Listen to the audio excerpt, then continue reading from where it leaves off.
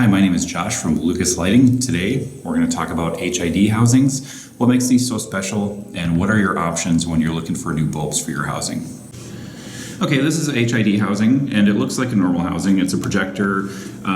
It actually has 12-volt wires going into it. The only thing that really makes this different is there's a single bulb, and behind that bulb there's actually a flipper, so when you hit your high beams, it will allow all the light to go, and during low beams, there's a blind that kind of blocks it and gives you your cutoff. Now the big difference on this is that there is a ballast on the bottom, so depending on whether this is D1, 2, 3, or 4, this is either going to be 45 volts AC or it's going to be 85 volts AC, somewhere in there. This one specifically is a D1, so this is actually taking 12 volts DC, and it's converting it to 85 volts AC. So if you see this high voltage sign, a lot of times on the bulb cap in the back, there will be a high voltage sign on this as well.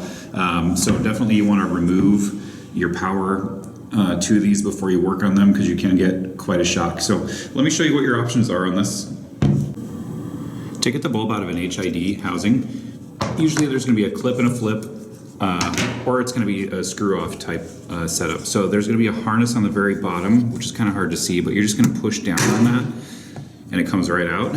And then you're going to just unscrew this about 45 degrees or so, and then that's going to come straight out. So that's your factory bulb that comes out. Some of the older cars will have little clips that you have to pull off on each side, and then in that case the bulb will come straight out. But most modern vehicles, it's just a twist out, and then you can see that this one is a D1S, and this requires 85 volts AC in order to run. Okay, so you have three main options when you have a bulb that goes out, or if you have a bulb that's just very dim in your factory HID housing. The first option is to just replace the bulb. So get yourself a brand new factory HID bulb. The advantage to this is that you can find these in any store locally. You can just go down to whatever auto parts store you have. You're going to find Sylvania or Philips versions of this. Now the cons to this is that it is going to dim over time. Just like halogen, these do dim over time. Depending on your driving, these could last 2 years. They could last maybe up to 5 years, but they're going to be constantly dimming every time you use them, because this gas that's in here is just going to be slowly but surely used up. So the second option that you have is Lucas's H2L. So what this is it's a bulb that has the exact same size and the exact same plug as what you had in there, but what it does is it gives you an LED conversion. So this is a all-included solution. Everything that you need is inside this box. There's no additional parts, no decoders, no mounting adapters needed. This will mount just like your factory bulb mounted, and this will run on 85 volts AC, just like your factory bulb.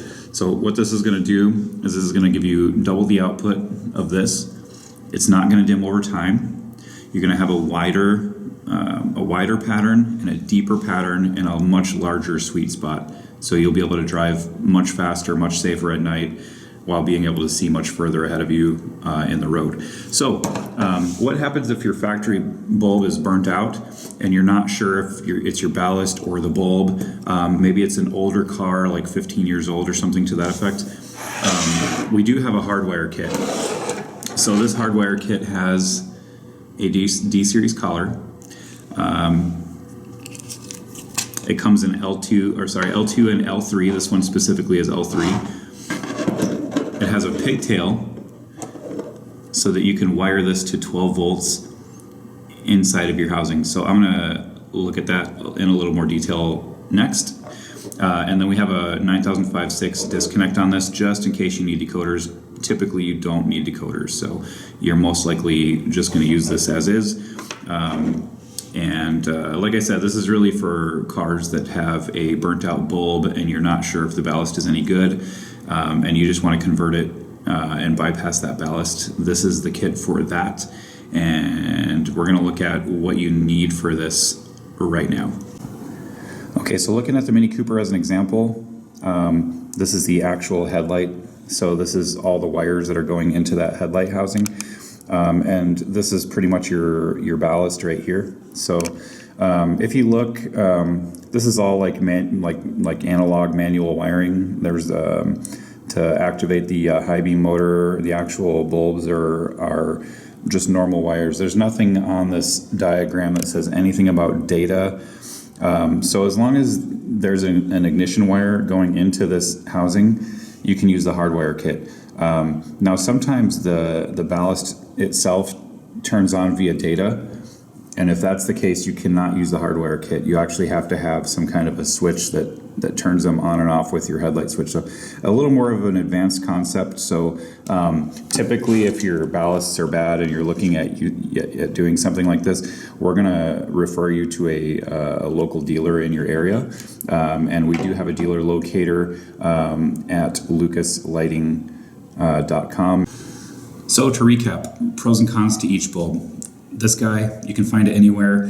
It's going to be a little less expensive, but it's going to dim over time just like your last ones did. This is going to run between 2 and 5 years depending on what your driving habits are. And it's not going to be nearly as bright as the other solutions. So if I said that this was like a brightness of 6, then H2L would be a brightness of 12, and the hardwire kit would be a brightness of maybe 13 or 14. So this is what we like to use more often than not. So it comes in this box. It's the H2L box. It's plug and play. A lot of people can do this at home. They don't need to go to a dealer to do this. If you're uncomfortable working on your car, because usually these are in a little bit of a higher level car, you can go to a dealer. We've got a great dealer locator on our website. You can also call our tech support department, and we can look up a dealer that's close by to you. The hardwire kit, if your ballasts work fine, don't use this. It's just going to be slightly brighter than what you have in there already with H2L. So your eye might not even notice the difference in brightness between these two. But this is great if you do have ballasts that are bad and you don't feel like replacing them. Sometimes you have to take your whole assembly out in order to replace your ballasts. This might be something that you can get in there without having to take the housings out. So this could be a solution for you if that's the case. And I'll put that number on the screen as well. If you have any questions, call our tech support line. You can email our tech support email and let me know what you're working with and I can help you out. Thanks.